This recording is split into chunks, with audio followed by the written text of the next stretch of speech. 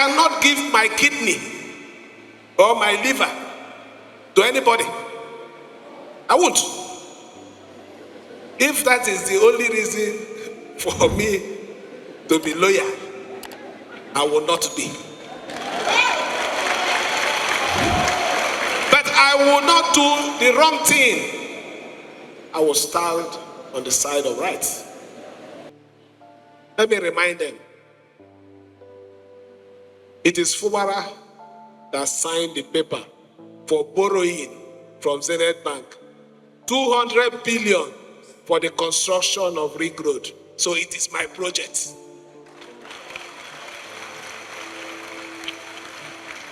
It is Fubara that has awarded Trans-Calabari Road that they couldn't do. They did only a bridge from Krakrama.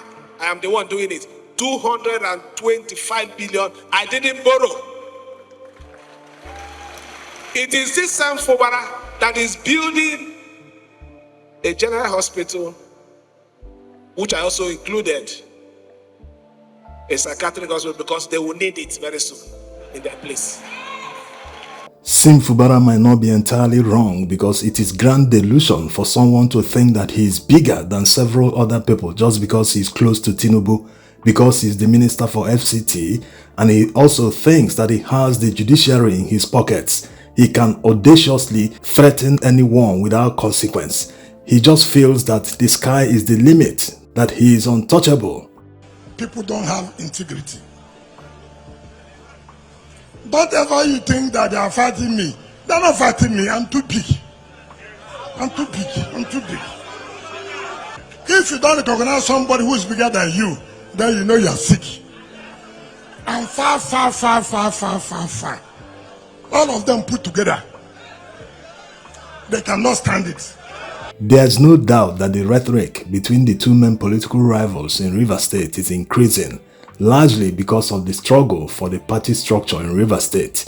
Then the most important one, the upcoming local government election in Rivers State. The election is scheduled to hold on the 5th of October, that's Saturday this week. And the main obstacle to that election right now is the fact that a federal high court in Abuja ordered INEC not to release the voter register to the State Independent Electoral Commission in Rivers State. The court also ordered the police, the army, and the SSSS not to provide security in the election. So it's obvious they don't want that election to hold.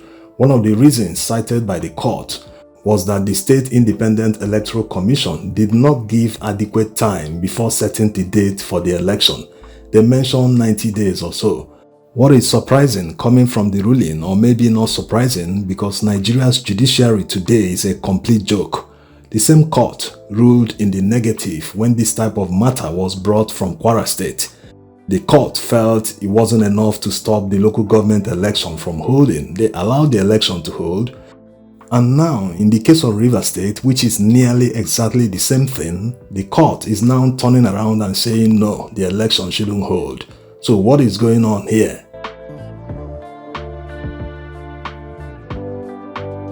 Hopefully they appeal before Saturday, or if they don't appeal and go on to hold the election, they will use that in the future and say, this election wasn't legal in the first place, that they should cancel it. Maybe there is also a grand plan to delay the election in Rivers State until they are able to use the National Assembly to change the law so as to make INEC, that's the federal INEC, responsible for conducting local government elections in all the states. These people are capable of the unimaginable, although this falls under a constitutional amendment which requires them to get 2/3 from all the state assemblies for it to pass. But they might introduce this as an ordinary bill, and before you know it, it has been signed into law and they will start enforcing it. So if this is the grand plan, that they want to use the judiciary and other methods to delay the local government election in Rivers State until such a time that they have a law empowering the federal INEC to conduct local government elections, so that they can be able to maneuver and rig the election their usual way in someone's favor, then Rivers people must resist. It is already dangerous for Rivers State that someone that is no longer in office, that's talking about Wike, is trying hard to continue being in office through Fubara. That's why Fubara made that reference that he can't give his kidney or anything to be considered loyal. How much more if it isn't Wike that the election is rigged in his favor? Someone who has the federal might, who controls the federal INEC, can rig the election in his favor. He can simply stay in Abuja and appoint people who will be rigged into office in different local government areas in Rivers State. So that means outsiders can control your resources while you're in Rivers, striving hard and trying to get a job, while someone is earning commission from your local government chairman. And this doesn't only apply in Rivers State, it applies to every state in Nigeria. That's why everyone must resist. People are clamoring for a regional government, that they should go back to the 60s. Of course, the bill was introduced in the National Assembly yesterday. Many in the north opposed it, not just in the north, even in the southwest, they opposed it. Now that they have opposed regional government, people can see how laughable it is when gullible people drop lines like, even if it is regional government that Tinubu achieves, we will support him for second term, all those blah blah blah.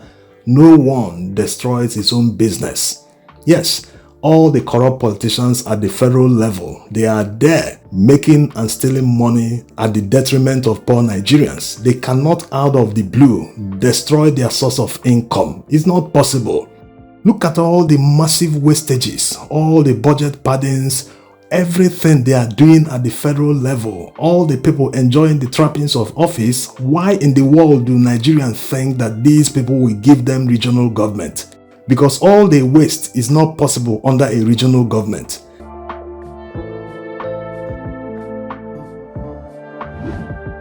In a regional government, all regions control their resources 100% while paying taxes to the center, depending on the sharing formula. But let's use the First Republic as an example. At that time, all regions used to pay 20% to the center while keeping 50% for themselves. The remaining 30% is paid to a fund that is for everyone, just like the federal allocation fund that they share today in Nigeria. They created that fund so that all regions will contribute to it. The money still belongs to everyone in Nigeria. It's just that they have to put that separately. Think of it like a reserve for the entire country. So that's how it works. There is more money in the regions than at the federal level. What they do at the federal level is to pay workers' salaries and little projects they execute. Also, the center is responsible for managing our foreign affairs, so they have little to work with. There isn't much money at the center in a regional arrangement. The regions are much more powerful, even their budgets in some cases, when you combine all the regions, depending if they have enough money, their budget is supposed to be higher than the budget of the federal government. Now, compare that to what is obtainable in Nigeria today. We have a federal system that is so powerful. They control the army, the police, all the security agencies. They also control Nigeria's resources 100%.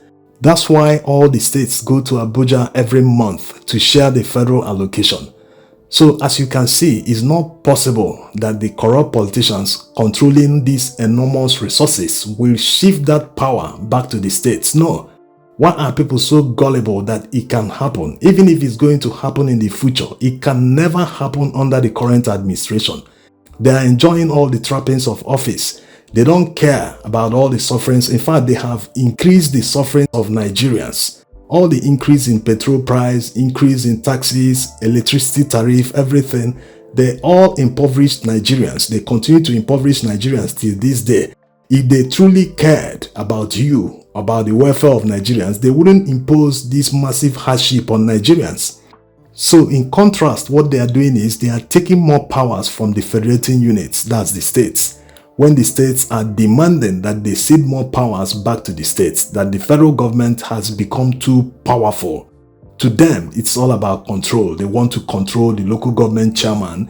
They want to control your own wife, your own family. They want everything to come under their control so that they will have that absolute power to get whatever they want. Right now, they control all the arms of government. One man decides what happens. So it's a dangerous situation. That's why we hardly progress. When we take 2 steps forward, we always take 3 or 5 steps backwards. until we do the right thing. Not that this system is perfect, but it's not even guaranteed that when we return to regional government that Nigeria will develop, because it's still the same managers. Nigerian people are the same. Unless they change, unless they demand good governance and practice what they preach, Nigeria will never grow. Thanks for watching.